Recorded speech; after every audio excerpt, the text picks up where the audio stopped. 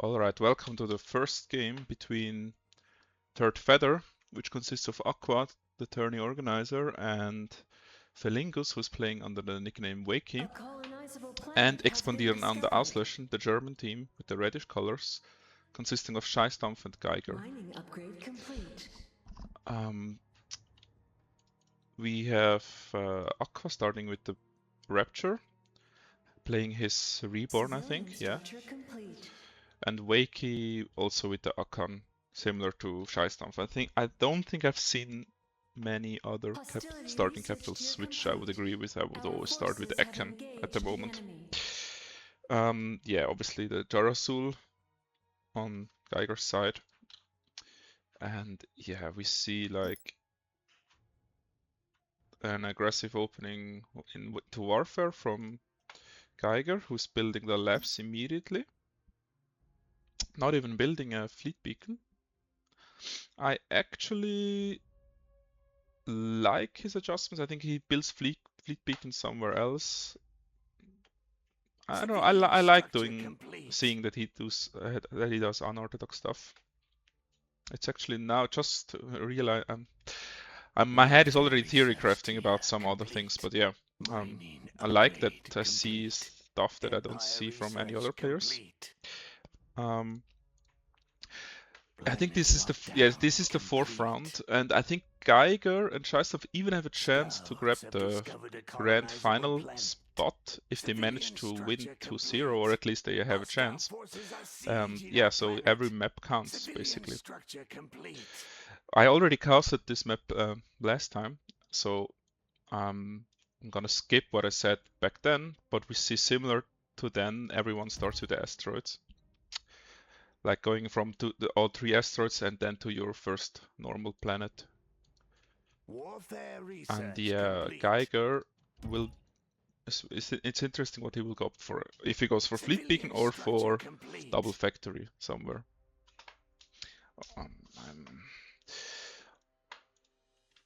Let's see some text. Yeah, the asteroid makes sense when you open with 3 asteroids on Scheißdampf's side, although most people rush the modular architecture, but I think you could make a point as primacy to just go full Warfare and just play as aggressive as possible and not go the more iconic eco route with modular architecture. Aqua went into multi-capping with the backline having his missionary and a few disciples. Makes sense because you can easily clear them because you usually only face like 1 cobalt. So you're a bit faster, and there are some cap ships who are really good at even killing like bigger garrisons, and the Rapture definitely belongs to that because he can take over the biggest ships like Javelus or the Harkas, and then you basically have enough to clear the graph wells. Yeah. And as add-on, it makes also a bit more sense because then your population growth starts a bit earlier and you're kind of dependent on the population growth. Let's see Aqua's eco decisions. So he goes the normal commerce, the homeworld prophecy, the influence, obviously the Arctic embrace is needing. Then he goes into orbital extraction. I think it's also normal, and most go then into the pop growth and the culture. Wakey even goes to the derelict, I would suppose. I would guess, yeah. I mean, obviously, there's a yellow and a red, so it is a slightly above average small derelict, and getting a red here is actually kind of cool because he can potentially get a Marsa out or a coal for sure, and that is definitely nice because you don't have guaranteed reds with any of these planets, and these Warfare cap ships are very much worth it. Geiger went full extractors everywhere, so still... Oh, okay, no. He now went double nanofactory here and is already pumping out defensors. We saw that he went for the 3 points in Warfare. so he upgraded them first. I think it is cool. He's like one of the few players. I mean, he's also one of the few Wasaris, I would say, who played in this tournament. So, but he was always like kind of playing aggressive with the Corvettes, and I had the feeling most players were struggling against his aggression by just pressing ships and basically run at guys and then just taking smart engagements and making good fights. So now we reached again like 10 minutes in, and most players have colonized what is basically belonging to them. I don't think we see any special deviations. We see the gang of freebooters from, I guess, both tech sides. Yeah, this will definitely be now coming because he got the yellow. Yeah, exactly. Good timing.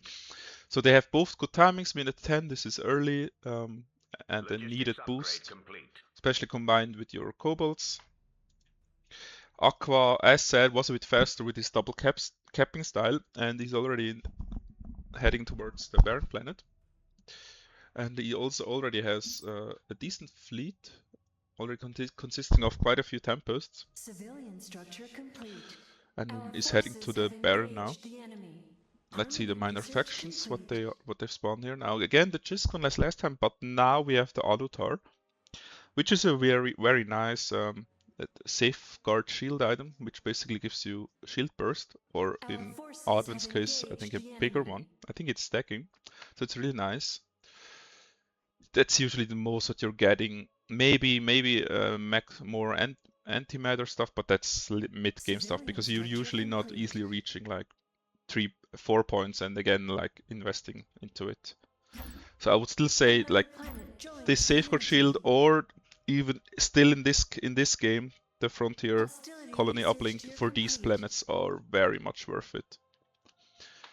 Yeah, but it's still not easy to get to this influence item because you're so early fighting and basically you need most of your money invested into troops. Aqua really didn't go into any pop growth.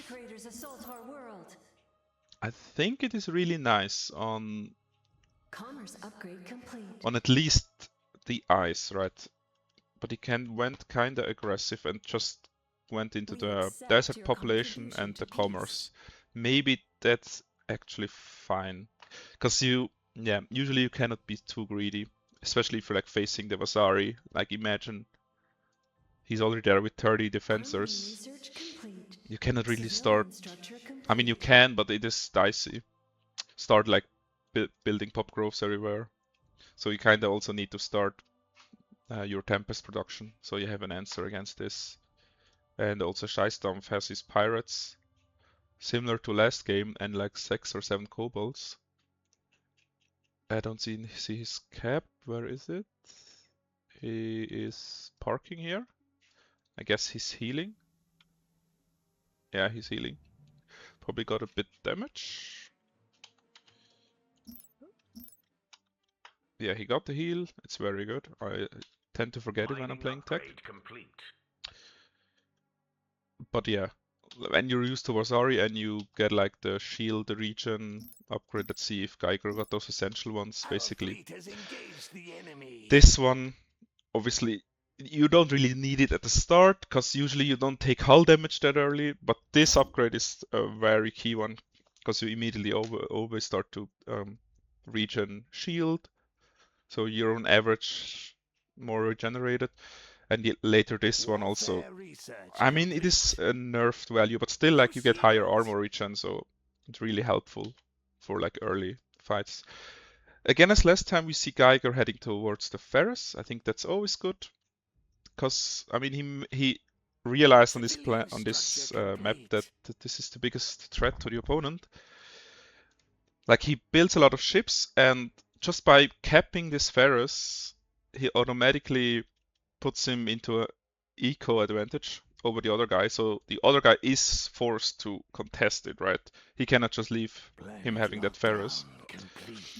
But Geiger also invested everything basically into ships, so yeah, it is not an easy position to be in for the other guy. Like we saw last game, Icy going into the more defensive style against Geiger, but then he will just get outscaled basically. So I think the play is to fight over this Ferris and not let him just have it. So I don't think there's another way than just build ships yourself. Our fleet is under attack. He is scouting him, but he is researching the Gardas, so that's very good. He's sending them he's producing them already here and making more scouts and also producing them over here. His Gardas are just arriving, but against like nearly 50 defenders, he has no shot in fighting. He needs, I would say, at least like 20 Gardas, or I mean, ideally a bit more, but at least 20 plus, and with red bombs. And like this, there's also these pirate rogues. They have actually really decent PD cannons. Yeah, I think they even deal more damage. Yeah, they deal a bit more damage. And in combination with the red bomb, I think even not only that cannons. Yeah, but like with 20 plus Gardas, he can take the fight basically. But yeah, he takes the engagement here. But I think this is very dangerous because he just doesn't have the right fleet to deal with these many defenders. And he saw them. He is scouting very well.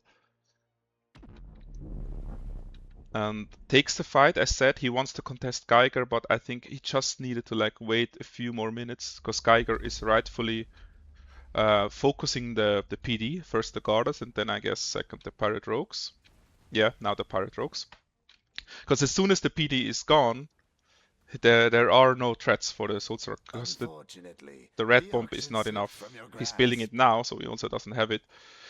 He's dealing the most damage he can to the Jerasul, but that's, I mean, Geiger will be moving it away pretty surely, and yeah, then he lost already too many units. Like his Gardas are rallying in, so yeah, just regroup and try again, basically. On the other side, we see Aqua coming. We also saw him building a lot of ships, also having now even 4 Javelis. I think he also picked up some here and from the ice, so two each. And he's already like contesting this planet and moving them further even. Yeah, we saw Scheistamp not building too many units, like he only has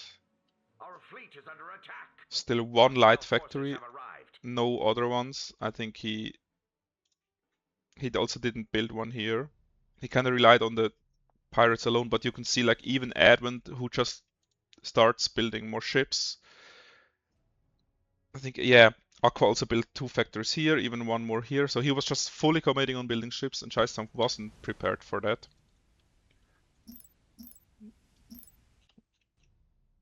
Yeah, again, he went lots of eco research. I think you just can't get away with it because even if you look at this, there's not really any surface mining except on his homeworld planet, but that's just, yeah, it doesn't feel like enough. And now he's already fighting a big swarm of Tempests that are super strong against light frigates. We see Geiger moving on. He is still focusing the Gardas, which is kind of interesting. I mean, as said, good, but yeah, now we see a state of where Wakey had enough Gardas, and then the defenders are starting to melt. But Geiger realized it quickly enough and pulled out now, because I think if he stayed like 1 more minute, he would have lost all. So he realized that he actually, yeah, okay, this is not dealable for him. So a good retreat. He still has like 40, so but he lost like 20. So he now has to retreat and yeah, probably go into light frigates. At least that's what I would do. He's building light frigates, yeah, 20. Good, yeah, he knows the matchup. Aqua is already sieging the homeworld, which is quite early, 25 minutes in. But yeah, like Scheistamp, even with this very nice derelict, still has only 1 light factor, and I mean, as soon as you're once on a back foot, there is no coming back basically if you just have less fleet and not even more production, right? So he needed to have higher production, especially against Tempests, who are so cost efficient. And also Primacy has has actually a tough time dealing with the Rapture, who just dominates for your Corsairs, like we see here, or your incoming Harkas. Yeah, he went Harka really early on. They are really good, especially dealing with Tempest at some point, but yeah, it was very risky to just rush them. I think this looks already actually kind of fatal for him for Scheisdampf again. We see Geiger now retreated back a bit, hiding, I guess, his fleet. Because, I mean, he's not forced to do anything. He has his home planet, which he didn't invest into it, though. So it's not... I mean, the output is still kind of nice, actually, because he has 5 extractors. But yeah, you can definitely put some points there in, and like the labor camp is very much worth it. Enemy forces have arrived. Because he put here mining, and in my opinion, that is like nearly worthless, because it's only 20 pop. It's so much money invested into this with a very fragile planet health. And here, okay, he invested here now. Okay, he did what I asked him to, because last time he did probably he just forgot it. So we see another engage, because the other side, I'm pretty sure, won't turn. Missed out. Logistics The homeworld is being bombed, and the fleet count of Aqua seems to be too overwhelming.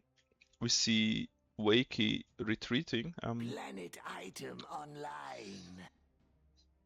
Yeah, I would feel really pressured as yellow to do something if it was a pure 1v1. Because, I mean, the longer it goes now, basically, the worse it gets. Because red is just gonna spam light frigates, basically. And as soon as he will overwhelm him, because yellow is not gonna outscale him with not having, with having less planets. But the thing is, he sees his teammate is winning hard, right? So he just has to basically survive and wait until his teammate wins. Because Aqua is probably telling him, look, I'm pretty sure I'm winning hard. At least I would say so. He's getting some Harkas though. But funnily enough, the Tempest actually deal okay-ish with them. They're not so bad, and they can still keep on dominating. Few Harkas. And yeah, as long as Wakey survives, they're in a very good position to win the game. So Geiger has now all the pressure, and he can just build defensively up. So strategically, it makes a lot of sense to just stay on the ice, survive another 10 minutes, and you're golden. But yeah, that's usually in those 2v2 maps. That's why I'm not the biggest fan of this map, because it is just too close for these two guys, and this 2v2 basically is usually decided by one guy winning over the other, because the other guy then just cannot win a 1v2, and helping is nearly not impossible because there's a gas giant in between you. So yeah, usually you cannot just cross this while not being invaded yourself. So we see Geiger moving in. He has a lot of defensors and also a decent amount of light frigates, but it feels very tough to fight in here. As said, Tech has the homeworld buff. He has all those structures. He keeps building these autocannons, and Vasari does have raiders to deal with them, but he would also need to deal first with the PT because the raiders would die. So it is very hard to come into the siege now. Wakey should definitely consider upgrading the Flechette Blast. I mean, this is also very essential, so that's fine. But yeah, I mean, as soon as he has these Flechette Blasts, like these flat frigates and defensors are not doing anything. Yeah, Geiger realizes, like, also his flat frigates, they're just basically fodder. And the defensors, like, I already applauded him for this. He really realizes when he can fight with defenses and when not. And if he sees the 30 Gardas there and the turrets, defensors just cannot even come close to this area. Like only 1-2 red bombs or whatever, and it's just impossible to not die then. We see another set still the same, nothing really changing. Pink did lose. He even had to flee with his capital ship.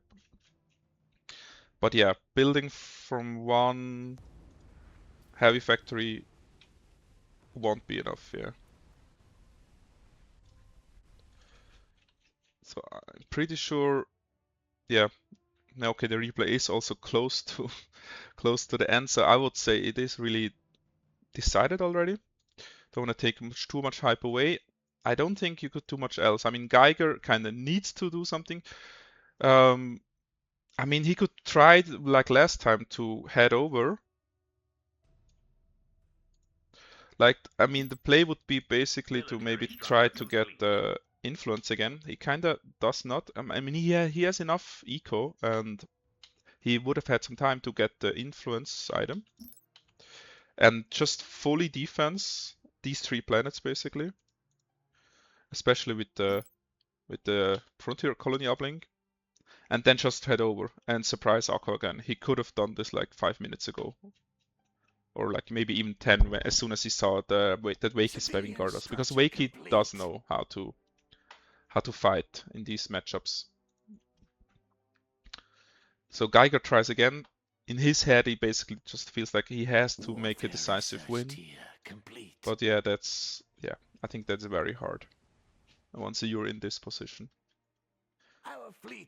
Still, don't forget you have the primacy homeworld buff, and this is just like, yeah, maximum 15 speed. He could also even add, Wiki could add this one as well on this planet, and then he would get both buffs because they are both unique and different numbers. And then he would be really quick. So Geiger looks like he's attempting to get a good angle onto the Gardas. Yeah, Wakey is moving them a bit away, which is good.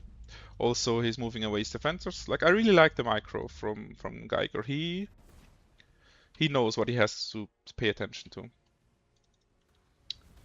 The light frigates are more durable. They can stand a bit the heat, and they also deal very well with the Gardas. But also Wakey is moving away well. But while you're moving away and taking full shots from the light frigates, lots of Gardas die. Okay, what? An enemy. Okay, there was homeworld victory on. This is a setting mistake. This should not be the case. But to be fair, he was nearly dead. Okay, let's pause. There was some chat in their pause. Yeah, I had homeworld victory on. Mir gleichs, Geiger means I don't care. You can have the victory or however you want. But Geiger basically says they're fine with their defeat. He's accepting it. I think it is a fine call. It is also very mannered from the red side because I mean it is Aqua's fuck up. He hosted apparently. So in theory they could definitely ask for a rematch. But I mean, realistically, Red is not gonna siege here. Red is also not going to bypass. I mean, he could try, but like there's still like some defense here as well, and the fleet is not too bad from Wakey. Let's say Geiger could still win over time, I would say, because he's obviously still has a lot more income than Wakey. Yeah, he has only basically his homeworld and some asteroids mining. And Geiger is very well in and is already going into oppressors. And as soon as he racks up like 20, 30 oppressors, then he will kill yellow in like, for example, I would say 15 minutes. But the problem is, as mentioned before, the other guy would have definitely won. Aqua would have definitely won hard, and Scheistem would not contribute the next 10, 15 minutes. And Geiger would have to basically also deal with Aqua's side, Aqua incoming. So yeah, I think it is very unlikely that Geiger is gonna win over time. So he's very mannered in accepting his team's defeat, basically. Yeah. So that was this game 1. It was a very quick one. I think this happens often on this map. As soon as one side quals quickly, it is kind of decided. Your arguments are compelling. So yeah, we have game 1. See you for the next one.